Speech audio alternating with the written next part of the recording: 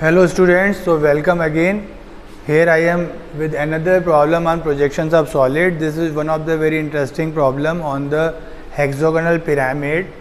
If you read the problem that is written in the board, the problem will be like this: a right hexagonal pyramid, side of the base 30 mm and height of the axis 45 mm is resting on one of its triangular faces on the horizontal plane,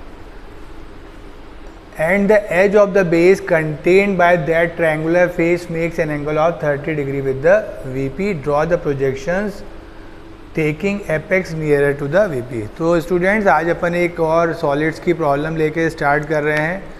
incline to both the plane की problem है और hexagonal pyramid है. Pyramid काफ़ी interesting solid लगता है हमेशा मुझे भी, और अपन को देखने में भी जब उसको ड्रॉ होता है तो काफ़ी इंटरेस्टिंग लगता है. प्रॉब्लम क्या है कि there will be a hexagonal pyramid. मेरे हाथ में एक पिरामिड है भी, एक हेक्सागोनल पिरामिड है जिसका बेस साइड 25 है और इसकी एक्सिस बेस साइड 30 mm है और इसकी एक्सिस की हाइट 45 mm है. फिर क्या बोल रहे हैं कि it will be resting on one of its triangular faces on the HP. Triangular faces मतलब you know that this pyramid है 6 ट्रायंगुलर फेसेस. इसमें से एक ट्रायंगुलर फेस को मुझे HP पे लाई करना है. तो आपको पहले भी मैंने कई बार बताया है कि पिरामिड में कई बार मैं एक्सिस की बात किए बगैर भी उसकी एक्सिस को इंक्लाइन कर पाता हूँ. जैसे अगर मैं इस पिरामिड को इस तरीके से, suppose this will be horizontal plane, मैं ऐसे लाई करूँ, now it will be resting on its triangular face on the HP. यही प्रॉब्लम है. तो अगर आप ध्यान से देखें तो इस समय एक्सिस क्या है, axis will be incline to HP. तो अगर मैं ध्यान से समझूँ तो जब मैं ट्रायंगुलर फेस को ऑन HP रखता हूँ, अगर इस प्रॉब्लम में क्या देखिए गिवन है, they are saying triangular face on HP.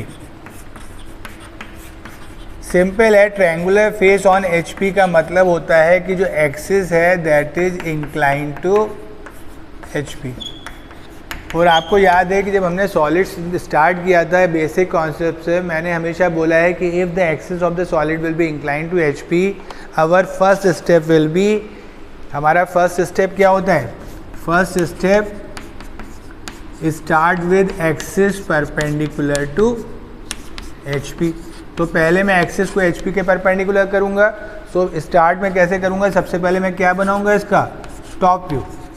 अब एक चीज़ और समझे, जो ट्रायंगुलर फेस है वो किससे मिलके बनती है, एक बेस साइड और दो स्लांट एजेस. तो मैं सॉलिड को कैसे रखूँगा, साइड कॉन्सेप्ट, मतलब one of the side of the hexagon will be perpendicular to the VP. तो keep the axis perpendicular to HP, top view बनाइए, keeping one base side perpendicular to VP. ये concept हमने plane में भी use किया है और हम सॉलिड में भी करते हैं. तो स्टार्ट में देखिए ऐसे करने वाला हूँ, जो मैंने अभी आपको बताया कि मैं पहले टॉप व्यू बनाऊंगा, टॉप व्यू की हेल्प से फ्रंट व्यू बनाऊंगा, देन सेकेंड स्टेज में मैं उसको लाई करूँगा, जैसे मैंने अभी आपको दिखाया था, मैं उसको HP पे लाई करूँगा. और फिर थर्ड स्टेप देखिए मुझे आगे क्या करना है, then they are saying the edge of the base contained by that triangular face. कौन सा ट्रायंगुलर फेस, जिसको मैंने HP पे लाई किया. तो देखिए मैंने स्टार्ट ऐसे किया, I will start like this. So in the top view we will see the hexagon, then the front view will be a triangle. Second stage में मैं ऐसे लाई कर दूंगा. जब मैं ऐसे लाई कर दूंगा तो आपको मालूम है ट्रायंगल लाई कर जाएगा, उसकी ये वाली जो एक फेस है वो कहाँ दिखेगी आपको, XY पे. टॉप व्यू बनाएंगे, टॉप व्यू में आप जानते हैं if the apex will be nearer, जब एपेक्स पास होता है तो बेस विजिबल होता है. जब हम मिलाएंगे तो पहले मैं बेस मैच करूँगा, फिर आउटर मिलाएंगे. आउटर मिलाने का हम रीड करेंगे, हम जब अभी प्रॉब्लम ड्रॉ करेंगे आप समझेंगे कैसे मैं उसको ज्वाइन करता हूँ. ये सेकेंड स्टेज हो गया. Now the axis will be incline to HP and still parallel to VP.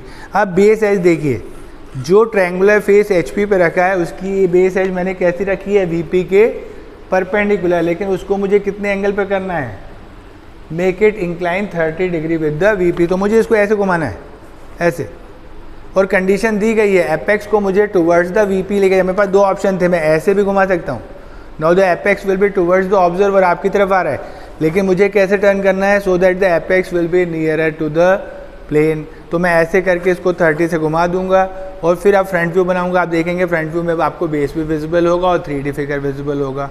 तो ये बड़ी इंटरेस्टिंग प्रॉब्लम है. अपन स्टार्ट करते हैं और फिर स्टेप बाय स्टेप इसको ड्रॉ करते हैं. ओके,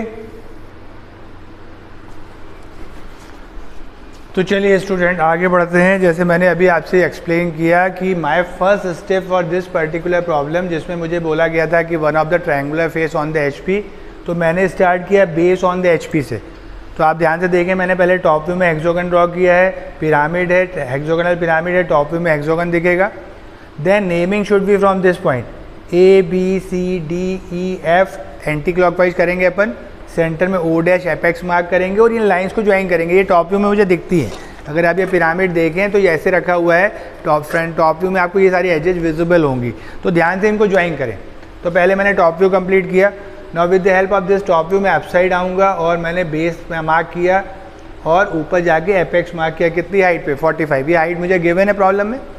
आफ्टर दैट आपको मालूम है ए डैश विजिबल है, बी डैश विजिबल है, सी डैश विजिबल है, तो बाहर लिखिए। डी ई और एफ डैश विजिबल नहीं है तो अंदर लिखिए। इन सारी लाइंस को मैच कर दिया। ये मुझे लगता है पहला फिगर आपको समझ में आता है। ये देखिए ऐसे ही दिख रहा है। अब सेकेंड स्टेज में मैं क्या करने वाला हूँ, जैसे मैंने अभी आपको एक्सप्लेन किया था, मैं इसको ऐसे करके रोटेट करूँगा।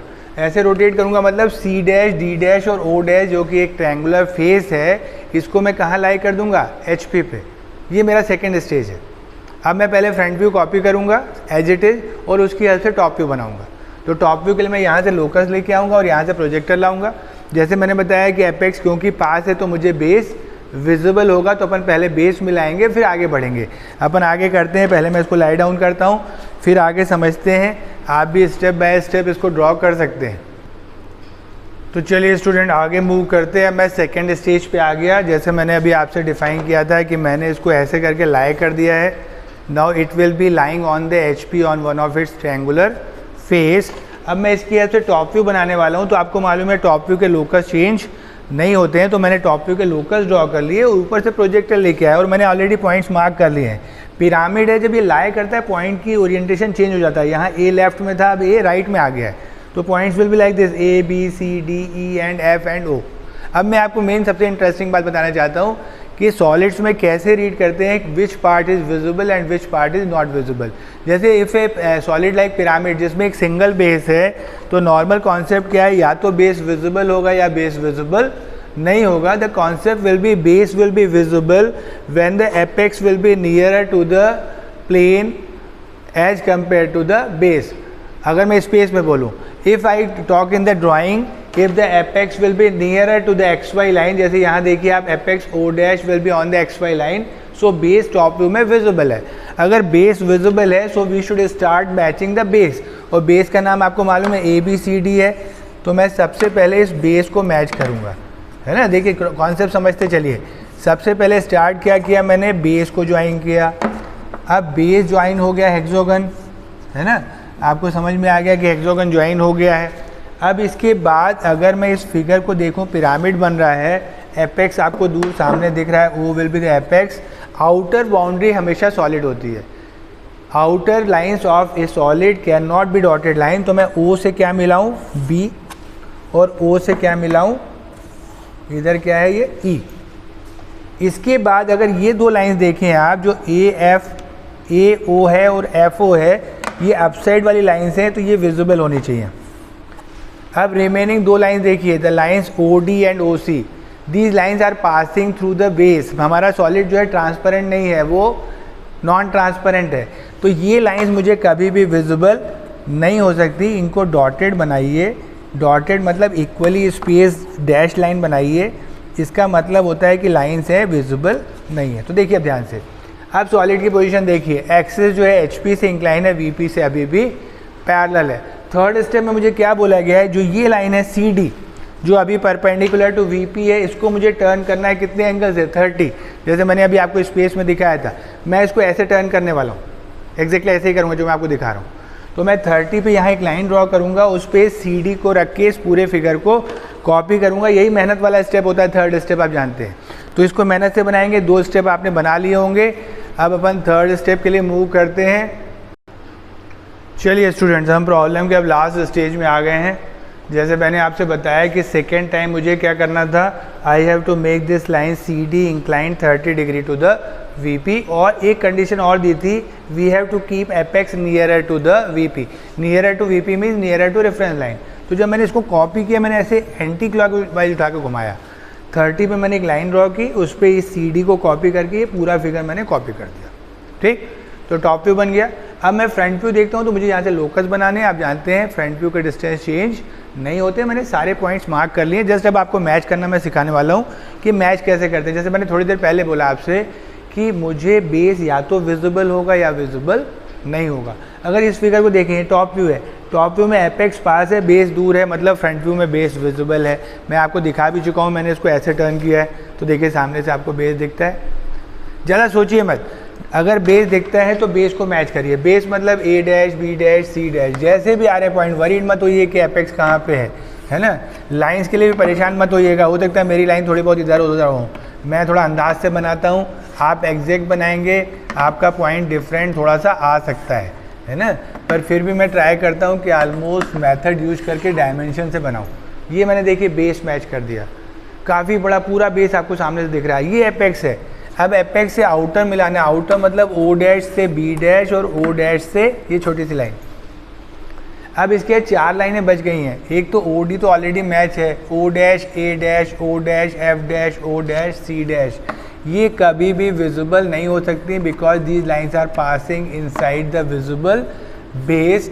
और जैसे मैंने बताया कि हमारा सॉलिड ट्रांसपेरेंट नहीं है, नॉन ट्रांसपेरेंट है ना। नॉन ट्रांसपेरेंट है तो ये मुझे एजेस दिखती हैं। ध्यान से देखिए, मुझे लगता है प्रॉब्लम सॉल्व हो गया है और बड़ा सुंदर सा दिख रहा है। ये मुझे लगता है आप बना पाएंगे इसको। This is one of the very good problem आज इन द RGPV जून 2000। ये बहुत पुराना ईयर बता रहा हूँ मैं स्टार्टिंग का, है ना। RGPV में 2001 में फर्स्ट टाइम आया था और मुझे लगता है मेरी शीट में तब से लिखा हुआ है। उसके बाद ये मल्टीपल टाइम रिपीट हुआ है ना। ये सारे प्रॉब्लम रिपीट होते हैं और अभी लास्ट 2 साल से तो हम देख रहे हैं कि 2001 के आसपास के क्वेश्चन पूरे से रिपीट हो रहे हैं। तो कोई बड़ी बात नहीं है। This problem will be this time in the RGPV examination. और आप बिलीव करिए, मैं बोल रहा हूँ तो मेरी बातें बहुत बार सच हो जाती हैं। तो शायद ये क्वेश्चन आएगा, आप इसको बनाइए, होपफुली अच्छा लगेगा आपको। ड्राइंग शीट पे ड्रॉ करिए और मुझे से चेक करवाइए। Thank you very much.